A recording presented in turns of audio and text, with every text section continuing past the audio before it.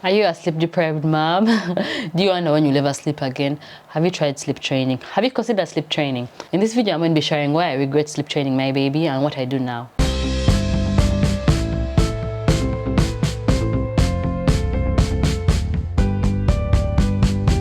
Hi guys, my name is Sissy and I'm a mom of 3. So I have a nearly 5-year-old, a 2-year-old and a 3-month-old baby.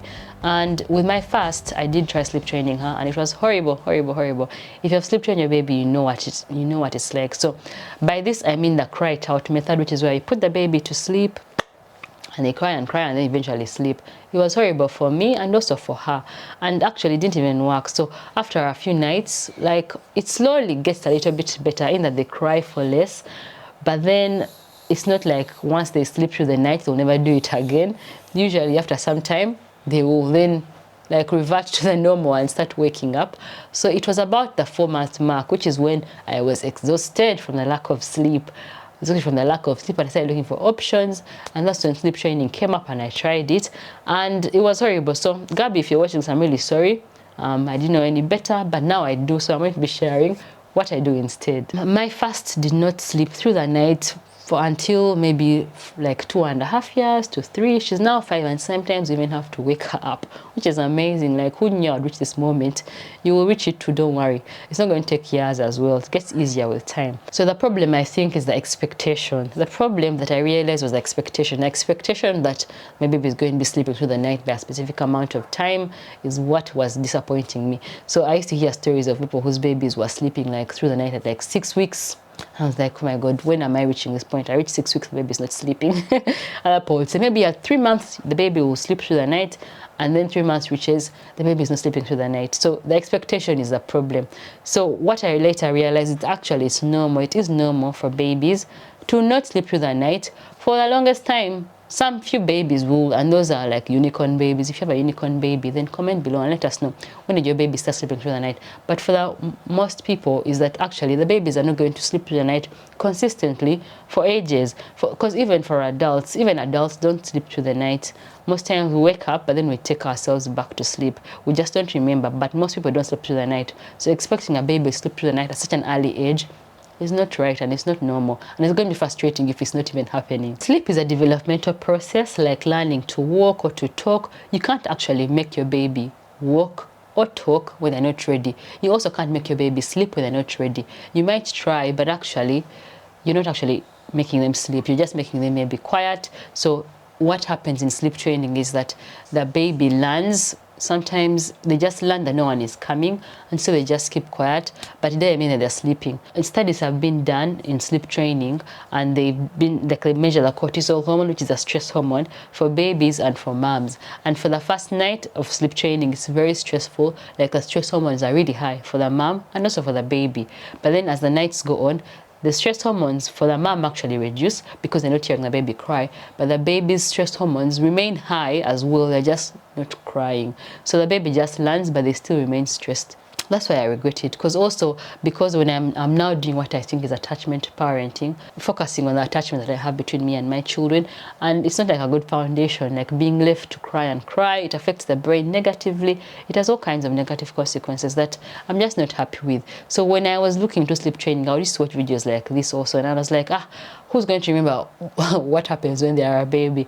But actually, even though you consciously might not remember, your subconscious might actually remember.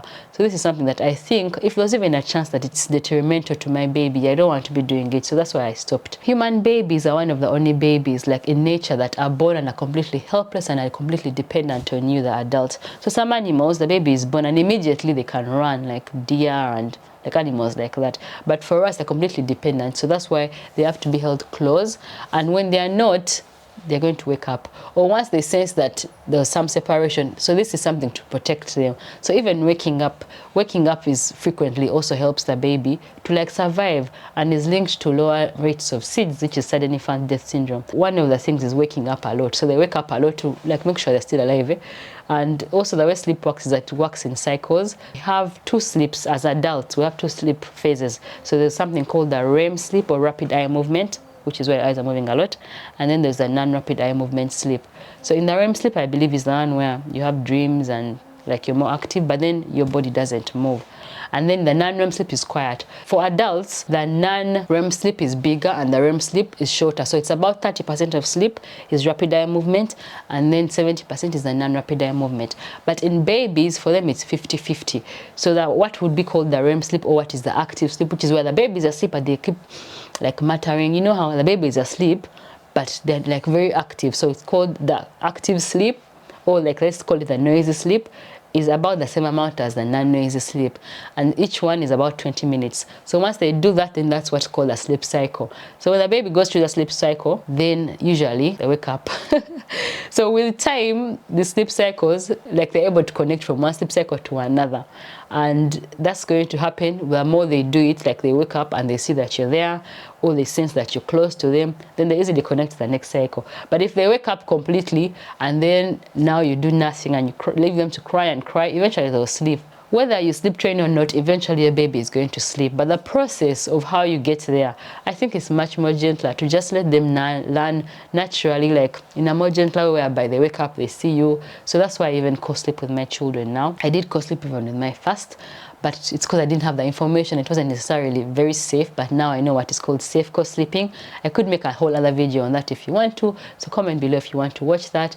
But for now, I'm going to link in the description below a website where you can go and find more information of safe co-sleeping, because human babies really were meant to be sleeping right next to their human moms. What I do now is that I sleep with my babies, I co-sleep with my babies, and then with time, naturally, without doing anything, it happened for my second and it's happening for my third as well. They just start getting into their own routine, whereby with time, they start sleeping longer stretches at night, and then also at daytime they start being more awake. So for my 2-year-old, I never actually sleep trained her, but now she goes to sleep by herself, like bedtime, she goes to sleep and she wakes up in the morning. Sometimes she wakes up at night, but then she just has, like, you just give her some cuddles and she goes right back. So with my third, again, who is 3 months old, we're still in that process whereby he wakes up at night a lot, but it's not so bad because we co-sleep. It's not as bad as if I was intentionally trying to wake up, but I know it will get better and he will also sleep. Let me know in the comments below what are your thoughts on this highly controversial topic. I know. If you like this video, give it a thumbs up, and if you want to watch more videos from me, then please do subscribe. Bye guys.